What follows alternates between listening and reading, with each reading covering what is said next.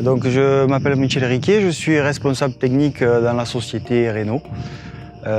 C'est une société qui commercialise des huiles essentielles depuis plus de 100 ans. Commercialisé au départ l'huile essentielle de lavande et lavandin, puis ça s'est développé pour commercialiser toutes les huiles essentielles mondiales. Plusieurs types de lavande en fait. Il y a la lavande population qui originellement a été prélevée dans la nature, dans la montagne, et a été reproduit.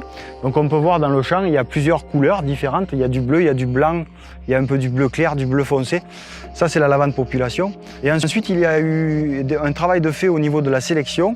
Les agriculteurs ont prélevé des plantes en particulier, des biens bleus ou des biens blanches, où ils ont trouvé que le rendement était meilleur. Et donc ils ont reproduit celle-là, et ce qui est devenu de la lavande clonale. Donc les lavandes clonales sont obtenues uniquement par bouture. On coupait manuellement avec une machine la lavande, on devait l'étaler dans les champs à côté des lavandes pour la faire sécher. Et ensuite, une fois qu'elle était sèche, on devait la reprendre sur des remorques pour aller à la distillerie. Après, niveau rendement et niveau facilité pour la récolte, c'est clair qu'au niveau des agriculteurs, ça les soulage beaucoup. Vu qu'en ce moment on ne trouve plus beaucoup de main d'œuvre, donc c'est plus facile de trouver des chauffeurs plutôt que des travailleurs manuels.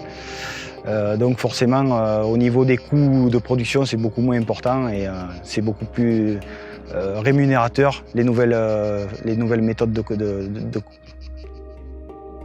Donc en fait on a commencé à travailler avec Lush dans les années 80. Les années on a toujours les mêmes formules. Les huiles essentielles proviennent toujours des mêmes producteurs. Donc on a vraiment une traçabilité et une sustainabilité vraiment importante au niveau de tout ce qui est fermier.